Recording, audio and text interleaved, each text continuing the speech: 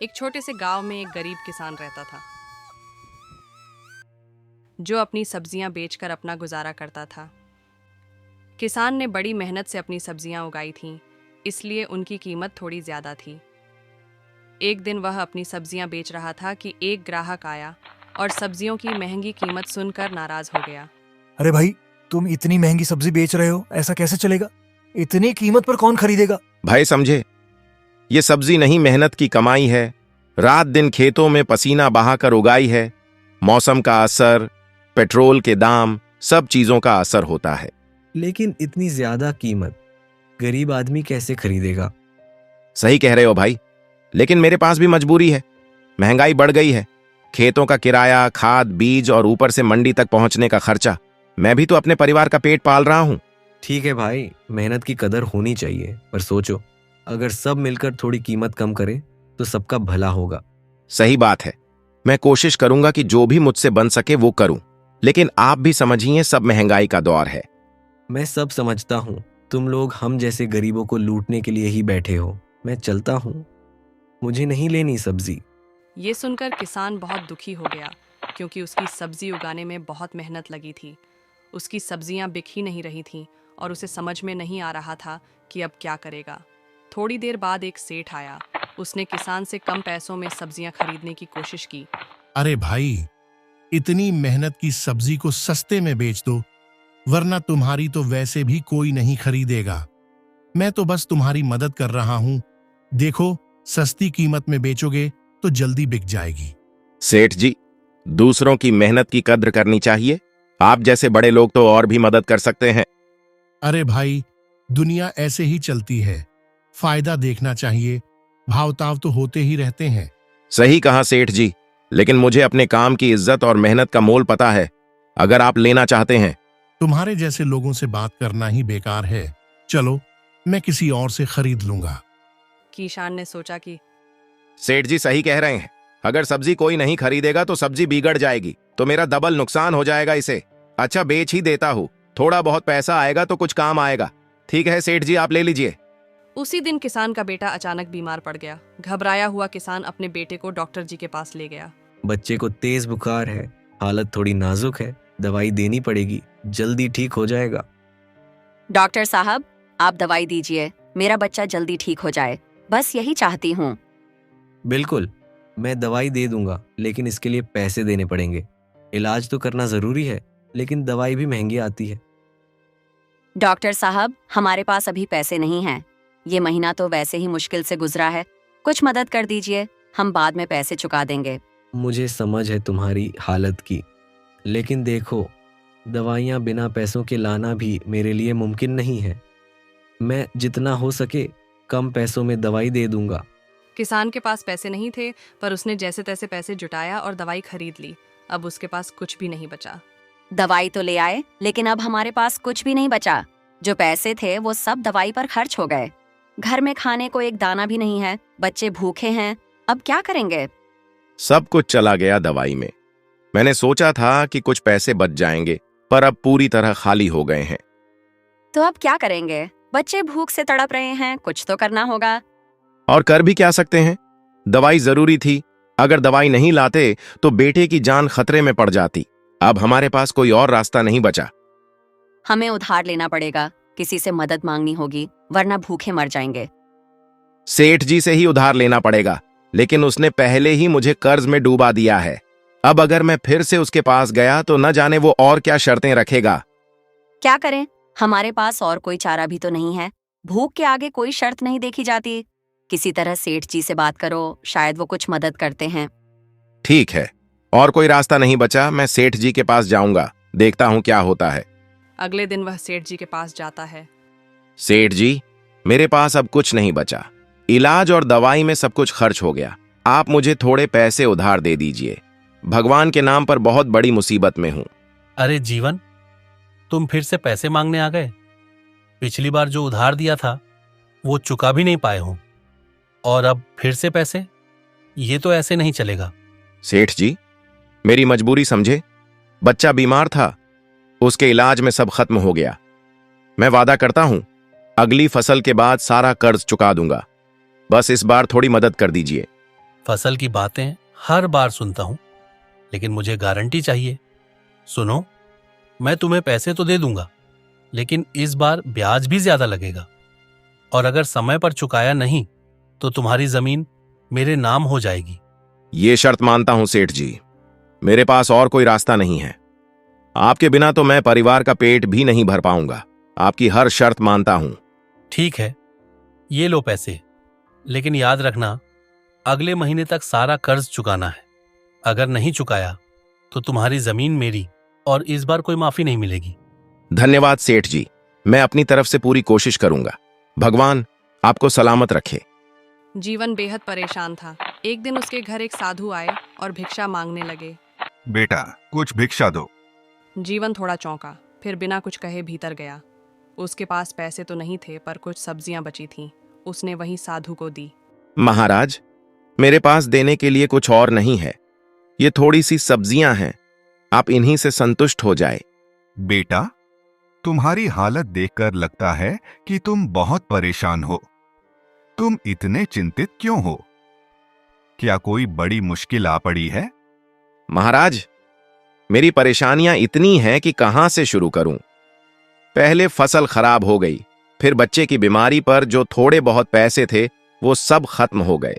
अब खाने को भी कुछ नहीं बचा, और ऊपर से सेठ का भारी कर्ज सिर पर है। मैं हर तरफ से परेशानी से घिर चुका हूं।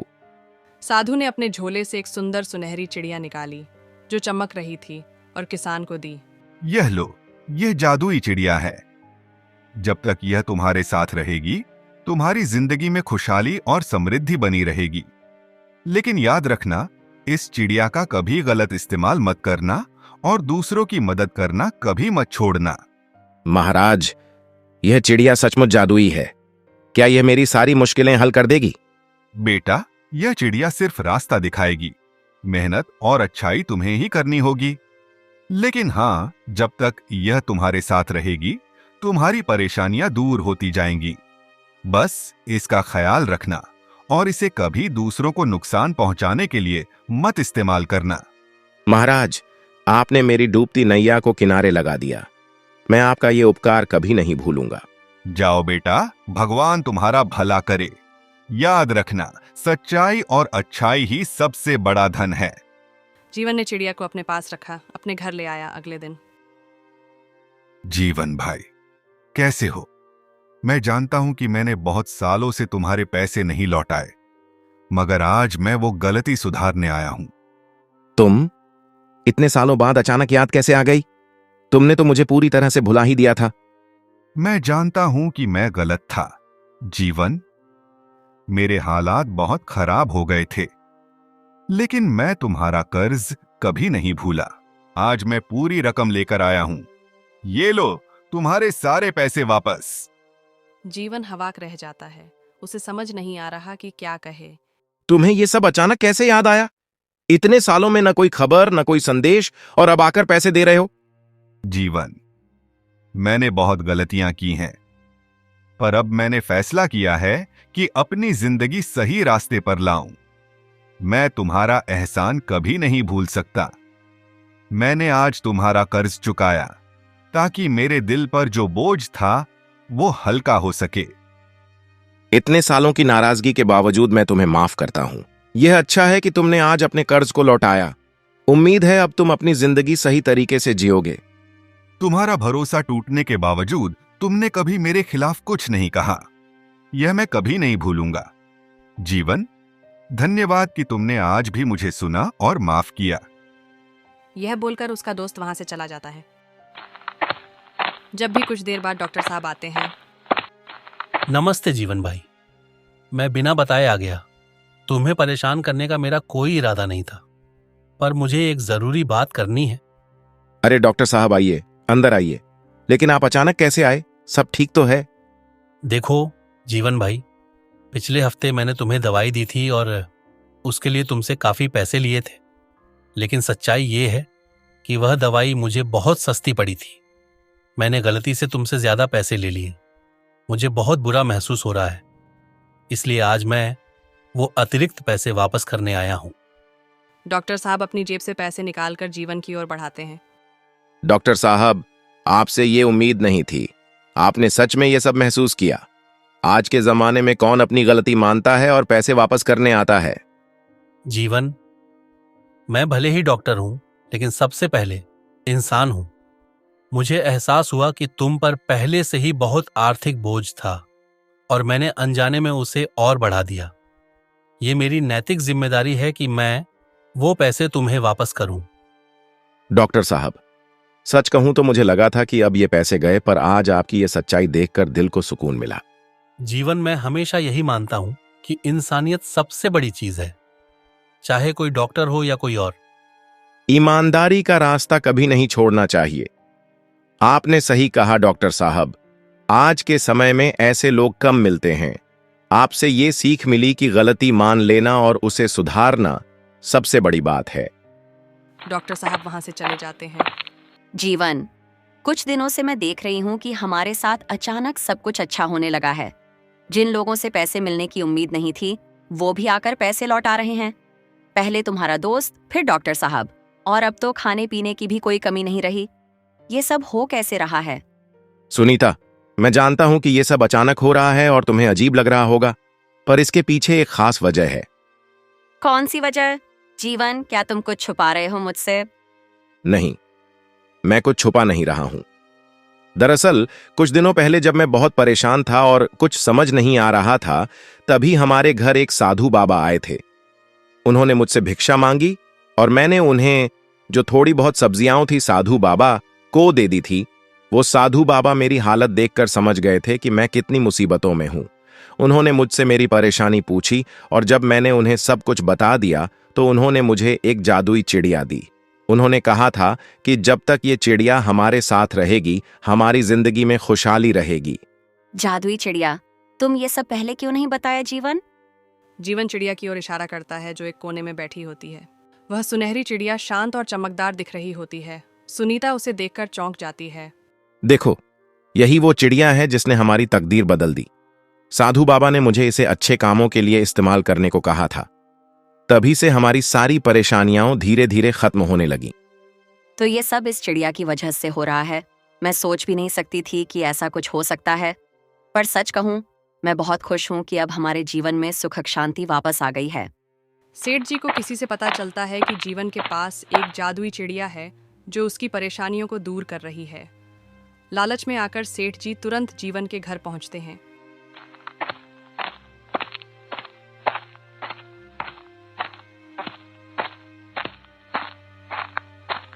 जीवन और सुनीता चिड़िया के साथ खड़े होते हैं। तभी दरवाजे पर जोरदार दस्तक होती है। जीवन दरवाजा खोलता है और सामने सेठ जी खड़े होते हैं। उनके चेहरे पर एक धूर्त मुस्कान होती है जो जीवन को असहज कर देती है। अरे जीवन, बड़े मजे कर रहे हो। मैंने सुना है कि तुम्हारे पास कोई जादुई चिड़िया है जो तुम्हारी सब मुश्किलें हल कर रही है। पर क्या तुम ये भूल गए हो कि तुम पर अभी भी मेरा भारी कर्ज है? सेठ जी, मैं आपका कर्ज नहीं भूला हूं। मैं जल्द ही आपके पैसे चुका दूंगा। बस थोड़ा और वक्त दे दीजिए। वक्त? अब मेरे पास तुम्हें वक्त देने का कोई कारण नहीं है। अगर तुम्हारे पास पैसे नहीं है तो मुझे तुम्हारी वो जादुई चिड़िया दे दो, वही मेरे पैसे चुका देगी। जीवन का चेहरा उतर जाता है। वह समझ जाता है कि सेठ जी का इरादा क्या है। वह घबराकर विनती करने लगता है। सेठ जी, ये चिड़िया मेरे परिवार की आखिरी उम्मीद है। बाबा ने कहा था कि इसका गलत इस्तेमाल नहीं करना चाहिए। कुछ दिन का वक्त दे दीजिए, मैं कर्ज चुका दूंगा। ये चिड़िया आप मत ले जाइए। चुप रहो जीवन, तुम पर मेरा कर्ज है और जब तक वो चुकता नहीं होता तुम्हारा कोई सामान तुम्हारा नहीं है। मैं ये चिड़िया लेकर जा रहा हूं। जीवन बेबस होकर रोकने की कोशिश करता है, लेकिन सेठ जी उसकी एक नहीं सुनते। सेठ जी, कृपया ऐसा मत कीजिए। ये चिड़िया मेरे परिवार की भलाई के लिए है। तुम्हारी भावुक बातें मुझे नहीं सुननी। अब ये चिड़िया मेरी है। देखते हैं अब ये मेरे लिए क्या कर सकती है। जीवन बेबस होकर देखते रह जाता है, लेकिन वे कुछ नहीं कर पाता। जीवन अंदर से टूट जाता है, लेकिन मन ही मन सोचता है कि वह सही तरीके से अपना कर्ज चुकाएगा और चिड़िया को वापस लाएगा। मैं हार नहीं मानूंगा। मैं सेठ जी को उनका कर्ज चुकाकर ये चिड़िया वापस लाऊंगा, चाहे कुछ भी हो जाए। सेठ जी के घर पर उनका दोस्त आता है। अरे सेठ जी कैसे हैं? बहुत दिन बाद आना हुआ, सोचा मिल लो। अरे गोपाल, क्या बात है, आज तो बड़ी खुशी का दिन है। बैठो, चाय पानी लाता हूँ। रहने दो चाय पानी, आज तो मैं तुम्हारे लिए एक शानदार ऑफर लेके आया हूँ। अच्छा, क्या ऑफर है मेरे भाई? देखो सेठ जी, तुम्हारी जमीन है ना, गांव वाली में उसे खरीदना चाहता हूँ, वह भी बहुत अच्छी कीमत पर। सच में मेरी जमीन खरीदोगे? पर तुमने पहले तो कभी दिलचस्पी नहीं दिखाई थी। अरे भाई, अब समय बदल गया है, वो जगह अब बहुत महंगी हो गई है और मुझे वहां कुछ बड़ा काम करना है। तुम अगर मुझे वो जमीन दे दो तो मैं तुम्हें इतना पैसा दूंगा जितना तुमने कभी सोचा भी नहीं होगा। वाह, ये तो बड़ी खुशी की बात है। तो कितने में खरीद दोगे? चलो, मैं तुम्हें आधे पैसे अभी दे देता हूँ, बाकी जब कागजी काम पूरे हो जाएंगे। अरे वाह गोपाल, तुम तो वाकई शानदार ऑफर लेकर आए हो। ये लो जमीन तुम्हारी। तुम सही फैसला कर रहे हो सेठ जी, मैं अभी पैसे दे देता हूँ, बाकी जल्द ही निपटा दूंगा। गोपाल वहां से चला जाता है। वाह, क्या दिन है यह जादुई चिड़िया, सच में भाग्य बदलने वाली साबित हो रही है। इतने में जादुई चिड़िया वहां से मौका देखकर भाग जाती है। जीवन अपने घर के बाहर बैठा होता है, तभी अचानक जादुई चिड़िया वापस आ जाती है। चिड़िया के आते ही जीवन के चेहरे पर खुशी और हैरानी दिखती है। अरे ये तो वही जादुई चिड़िया है, लेकिन ये फिर से मेरे पास कैसे आ गई? तभी वहां बाबा आ जाते हैं। क्या बात है जीवन, तुम्हारी चिड़िया वापस आ गई? बाबा, मैं आपको सारी बात बताता हूं। सेठ जी ने मेरी चिड़िया मुझसे ले ली थी। उन्होंने कहा कि वो इसकी मदद से और अमीर हो जाएंगे, लेकिन अब ये चिड़िया उनके पास से भागकर फिर से मेरे पास आ गई। जीवन, ये जादुई चिड़िया सिर्फ तुम्हारे लिए है। इसका मकसद सिर्फ पैसे कमाना या अमीर बनना नहीं है। ये चिड़िया अच्छाई और भलाई के लिए बनी है। मतलब ये सिर्फ उन लोगों के पास रहती है जो सही रास्ते पर चलते हैं। बिल्कुल सही। जो लोग दूसरों की भलाई के लिए काम करते हैं, ये चिड़िया उनके साथ रहती है। इसके लिए ये सेठ के पास नहीं रह सकी क्योंकि उसकी नीयत गलत थी। अब तुम इसे सिर्फ अच्छाई और लोगों की मदद के लिए इस्तेमाल कर सकते हो। अब समझ में आया कि ये चिड़िया क्यों लौट आई। मुझे इसे सिर्फ अपने फायदे के लिए नहीं, बल्कि दूसरों की भलाई के लिए इस्तेमाल करना चाहिए। जीवन, याद रखना, जब तुम दूसरों की मदद करोगे तब तुम्हारी खुशियां भी बढ़ेंगी। यही इस चिड़िया का असली जादू है। आप सही कह रहे हैं बाबा। अब से मैं इस चिड़िया का इस्तेमाल सिर्फ लोगों की भलाई के लिए करूंगा। अगले दिन सेठ जी अपने घर में चिंतित और परेशान बैठे होते हैं। तभी उनका दोस्त गोपाल आता है। अरे गोपाल, तुम आ गए। चलो अब हमारी जमीन का सौदा पूरा कर लो। तुम्हारे साथ ये सौदा करके मैंने बहुत बड़ा मौका पकड़ा है। सेठ जी, मैं यहाँ आपसे बात करने के लिए आया हूँ, लेकिन बात कुछ और है। क्या हुआ गोपाल, तुम ऐसा क्यों बोल रहे हो? सेठ जी, मैंने सोचा था कि इस जमीन से मुझे बड़ा फायदा होगा, लेकिन अब हालात बदल गए हैं। मुझे समझ में आ गया है कि ये सौदा मेरे लिए सही नहीं है, इसलिए मैं ये जमीन नहीं ले सकता। क्या तुम ऐसा कैसे कह सकते हो? तुमने आधे पैसे दे दिए थे, अब सौदा पूरा करना होगा। सेठ जी, मैंने जो आधे पैसे दिए थे वो मैं वापस ले रहा हूँ। अब मुझे इसमें कोई फायदा नहीं दिख रहा है। मैं इस जमीन में नहीं फंस सकता। गोपाल, तुम समझते नहीं हो। अगर तुमने ये सौदा रद्द कर दिया तो मैं पूरी तरह बर्बाद हो जाऊंगा। मुझे माफ करें सेठ जी, लेकिन अब मैं अपना नुकसान और नहीं कर सकता। आप जो भी सोचें, लेकिन मैंने अपना फैसला कर लिया है। मैं अपने पैसे वापस लेने आया हूँ। गोपाल आधे पैसे वापस लेकर चला जाता है। सेठ जी का चेहरा चिंता और निराशा से भर जाता है। सब कुछ खत्म हो गया। जमीन भी चली गई, गोपाल भी चला गया। अब मेरे पास कुछ नहीं बचा। मैं पूरी तरह से बर्बाद हो गया हूं। काश मैंने लालच न किया होता। जीवन की चिड़िया मुझसे क्यों भाग गई? अब समझ में आ रहा है। मैंने सिर्फ अपने आप के बारे में सोचा।